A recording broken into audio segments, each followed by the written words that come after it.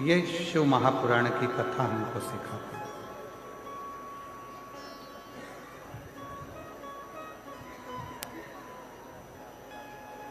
कोई कोई कहते हैं कि शंकर को पूजन करने की अलग अलग विधियां हैं।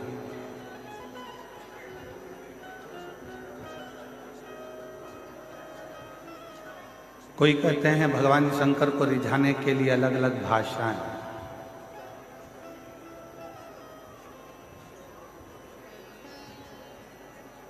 पर शिव को रिझाने के लिए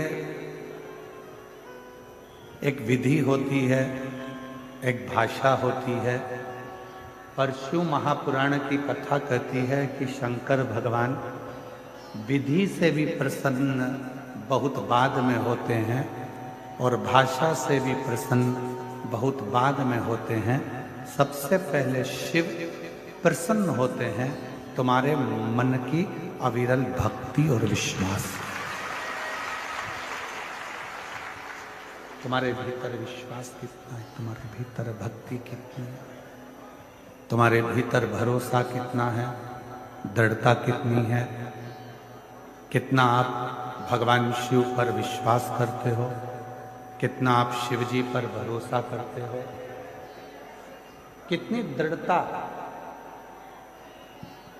आपकी शिव के प्रति है, कितना भरोसा आपका शिव के प्रति है।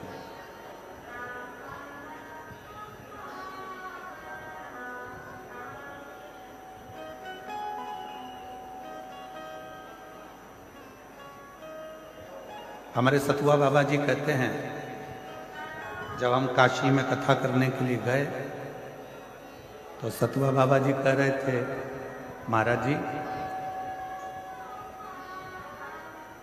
ये मणिकर्णिका के घाट पर सतुआ बाबा शिविर के सामने से, सतुआ बाबा आश्रम के सामने से ना जाने कितने कितने शव अर्थियां रोज निकलती प्रति।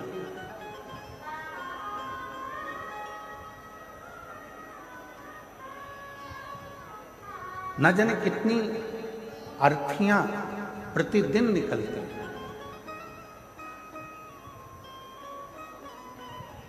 तो सतुआ बाबा जी बता रहे थे कि हमारे जो गुरुजी थे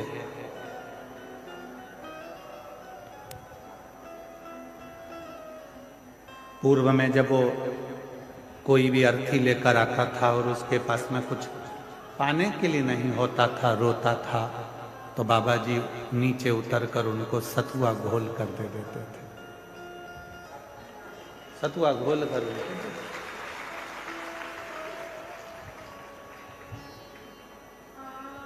पर बाबा जी हम परम पूज्य जगत गुरु महामंडलेश्वर श्री संतोषाचार्य जी महाराज जी को कहेंगे, गुरु का कहते हैं कि चेले में एक अंश जरूर रहता है और वो अंश आपके भीतर भी आपके गुरु का है।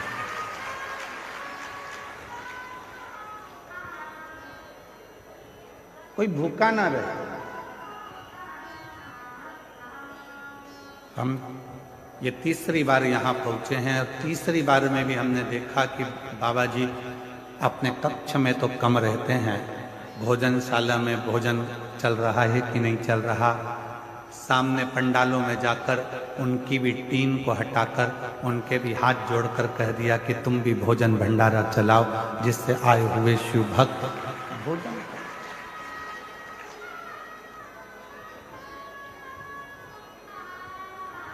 एक गुरु वो होता है जो अपना कक्ष या पंडाल नहीं छोड़ता, और एक आप पर आपके गुरु की कृपा है जो भोजन व्यवस्था, अन्य व्यवस्था, खुद दौड़ दौड़ कर व्यवस्थाओं को देखना, ये एक सच्चे गुरु के शिष्य का प्रमाण।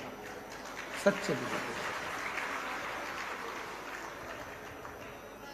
शिव सिखाते ही है। मेरे शंकर भगवान ना विधि से प्रसन्न होते हैं ना भाषा से प्रसन्न होते हैं।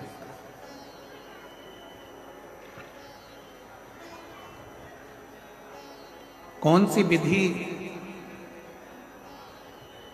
हमारे पास में हो कि हम भगवान शंकर को प्रसन्न करें?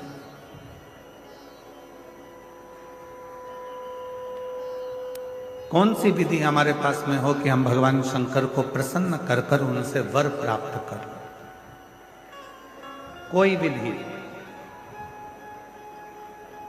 कोई विधि हमारे पास में नहीं है कि हम शिव जी को प्रसन्न कर सकें।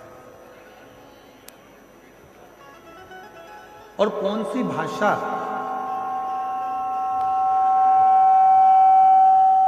हम कौन सी भाषा बोलें जिससे हमारे देव अधिदेव महादेव प्रसन्न हो जाए?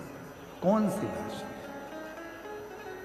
तो कहा एक विश्वास की विधि है, एक भक्ति की विधि है और प्रेम की भाषा है। ये दो चीजें अगर हमारे पास में है तो हमारा देव अधिदेव महादेव प्रसन्न भी होता है और वर भी देता है। और तेरी कृपा बिना न हिले एक भी अणु, लेते हैं श्वास तेरी कृपा से तनु तनु। बखान क्या करूं मैं राखों के ढेर का, चपटी भभूत में खजाना कुबेर का। हे गंगाधर मुक्ति द्वार ओंकार तू, भोले ओंकार तू। आयो शरण तिहार शंभु तार। शिव एक विधि से प्रसन्न हो जाते हैं, वो विश्वास की विधि है और भक्ति की विधि।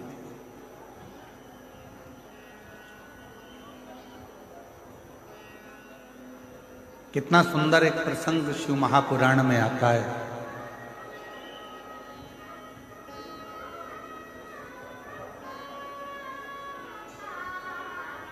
उत्तर भारत में एक मनोहरा नाम का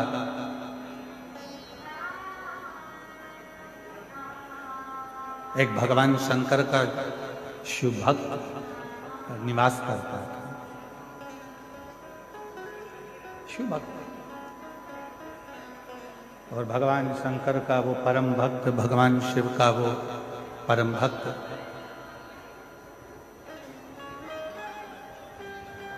उत्तर भारत में एक मनोहरा नाम का एक शिव भक्त रहता था।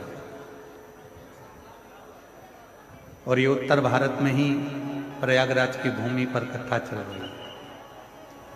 मनोहरा नाम का एक शिव भक्त है।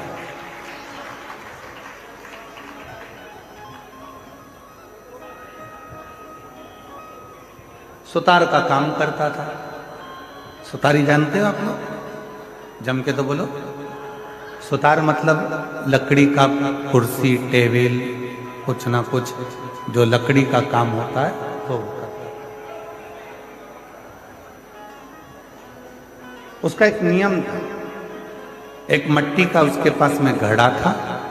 उस घड़े से गंगा जी का जल रोज भरता था और रोज शिव जी को चढ़ाता था। सारी समस्या का हल एक मिलता है। रोज भरता, रोज शिव को चढ़ाता, प्रतिदिन।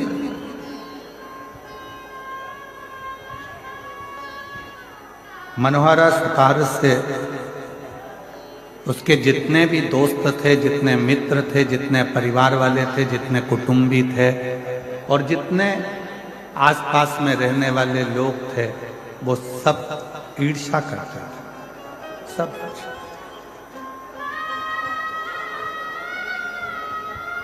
वो कहते हैं ना, घमंडी को ईश्वर नजर नहीं आता। घमंडी को ईश्वर नजर नहीं आता, ईर्ष्यालु को पड़ोसी नजर नहीं आता और क्रोधी को उसका परिवार नजर नहीं आता। कोई घमंडी है, उसके अंदर घमंड भरा हुआ है, उसके अंदर घमंड भरा पड़ा है, तो उसको ईश्वर नजर नहीं आएगा। वो घमंड उसके अंदर यदि भरा पड़ा हुआ है तो उसको ईश्वर दिखेगा ही नहीं। ऐसे कई लोग हैं जिनको रोज समझाना पड़ता है कि राम है, कृष्ण है, शिव है, पर कई घमंडी ऐसे पड़े पड़े हुए हैं, अपनी घमंड में इतना ज्यादा वो फूले हुए हैं कि वो राम और कृष्ण शिव को मानने को तैयार ही नहीं।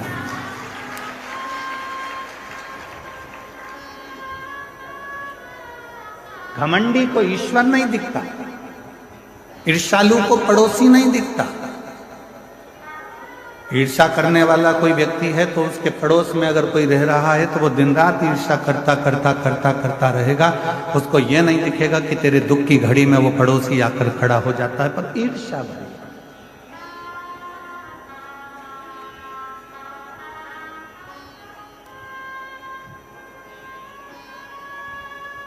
क्या करने आए हो प्रयाग की भूमि पर?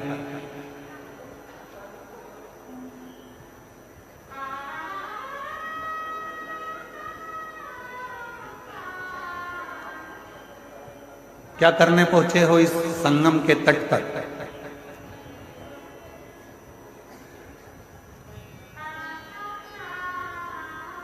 संगम के तट पर अक्षय वट के पास में नाग वासुकी का मंदिर है। आप लोग तो प्रयाग के हो, कौन कौन गया है जरा हाथ उठाओ, जरा रखिए। प्रणाम आपको, जो आप होकर आए हो लोटा भर जल चढ़ाकर। नाग वासुकी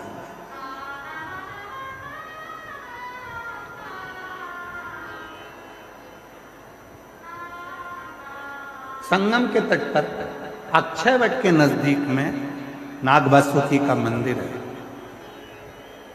क्या करने के लिए हम आपसे पूछ रहे हैं? वैसे कि वैसे ही इंद्र ने नाग वासुकी से पूछा था, जो भगवान शंकर के गले में सर्प है वासुकी नाग, उससे पूछा था कि तुम त्रिवेणी के संगम पर क्यों आए?